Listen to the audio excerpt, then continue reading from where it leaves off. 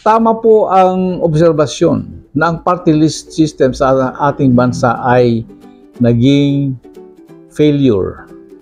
Naging negosyo ngayon yung party list at ang mga totoong mga partido ng mga magsasaka ay hindi nabibigyan ng sapat na pagkakataon upang sila ay manalo.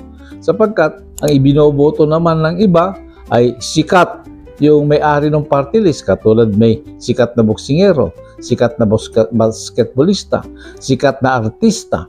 Ano po, meron silang party list, yun naman ang nananalo. At yung mga magsasaka na dapat sanang mas malaki ang representasyon sa paglinang ng batas, ay iilan-ilan ang nakakapasok. At kapag sila'y nandun na, hindi naman naririnig ang kanilang boses. Dapat, kung hindi natin baguhin ang pamamaraan siguro sa aming pananaw, alisin na lang po yung party list system na yan, sapagkat yan po ay pabigat at pinagsasamantalahan lamang ng mga taong maimpluwensya na. Ano po, isip-isipin ninyo, ang tatay ay senador, ang asawa ay congressman, ang mga anak naman ay party list.